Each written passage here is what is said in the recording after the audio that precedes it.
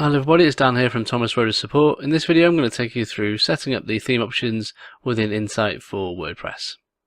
So to access the theme options, you've got a couple of options. You can either click the Customize link here, or from within your dashboard you can simply go to Appearance and Customize.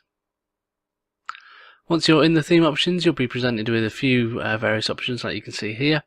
You've got some which are default to WordPress, and we've got a whole bunch for the theme as well. What we're going to do is go through each of these one by one, just to get an idea of how they work, etc. So to begin with, you want the site identity area. This is where you can set up your own logo. So by default, this will be blank. If you want to, you can then go ahead and pop in your own logo as you wish. I'll just put the regular Insight one in there.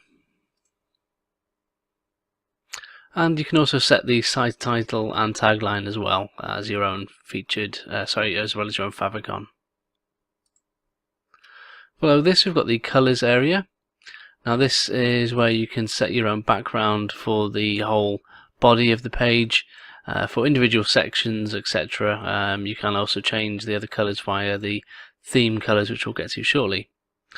Below this, if you want to change the body background to an image, you can do so with the background image here. And then you've got menus and widget areas. Now I personally prefer to use the dedicated admin pages, however you can set up your menus and widgets here if you wish. Below this we've got the homepage settings. Now this is where you can either specify your homepage to display your latest posts or a static page. And below this we've got the additional CSS area.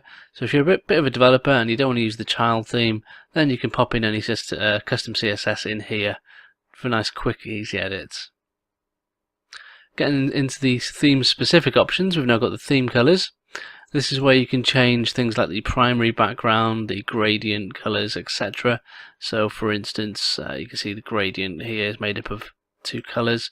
If we wanted to change these to our own, I'll just go ahead and make some crazy choices. And obviously you may want to choose some slightly more stylish colours, but there you can see straight away the gradient has now changed to reflect the colours we've put in there. And this is also true for things like the background dark colour, primary button colour, etc. So where the background dark colour is used, like the footer, we can go ahead and change that for, I'll just change that for black. For the primary colour, we can change that to, say, green. And you can even change the body text color, so I'll just put that to black as well. So if we publish and refresh, you can see now the body text is black where specified. We've got a nice black background where the dark backgrounds are applied, so on and so forth. Just gives you a bit more control of how the theme looks. I'm just going to go ahead and put these back to default.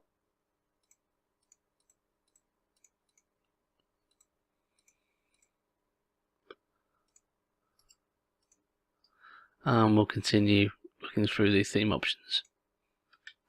So next up we've got the header options.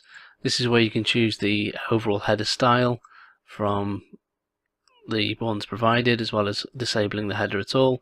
And if you want to, you can enable or disable the search bar that's in the header as well. Then from there you can also change the button label and URL for the header button. So if I just publish this and refresh, you'll see there we've got a nice header button there we can set up, and that just gives you general control of where that links to, etc. Below this we've got the page layout settings. Now these are generally for pages with regular content, by which I mean pages which haven't been created with WordPress, with the WP Bakery page builder. You can enable or disable the sharing options as well as the breadcrumbs. And then for blog posts, you can change the default layout, which you've seen in the demo here. We've got a few different blog layouts available for you. You can choose which one you want to use by default, as well as enable things like the breadcrumbs, sharing buttons, and author. The blog archive view settings are the settings which allow you to change the layout for your blog archive posts. So as you can see here, we've currently got it set to just the standard layout, but we can change that to any of the ones provided here, including just basic cards. It's really up to you, which gives you all the options you might want. And you'll also see where you've got featured posts here. You can specify a particular type of post, a particular category post I should say, for the featured image area here, sorry, the featured post area here.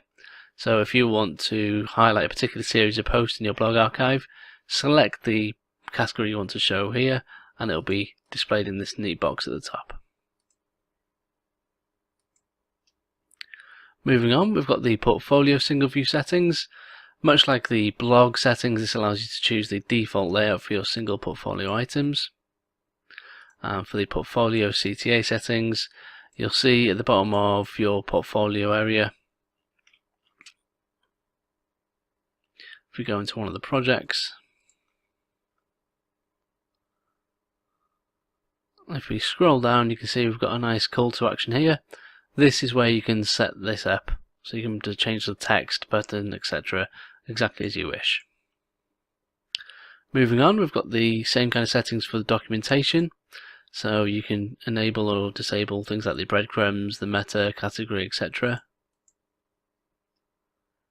And for the portfolio archive, much like the blog archive, you can specify your own title, etc., as well as choose which default layout you want to use for your projects.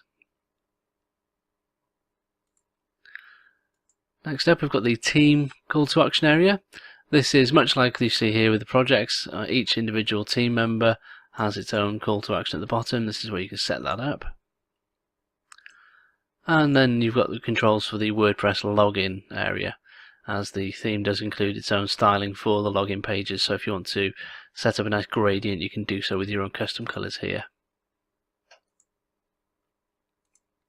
Finally, we've got the footer settings. This is where you can choose which footer layout you want to use by default, including things like the nice gradient background on here. And you can also specify a footer logo which will appear in the relevant layout, and your own footer text as well, your own copyright text. And that's it. If you do have any more problems with this, then do come see me over at support. Other than that, thanks for watching. See you in the next one.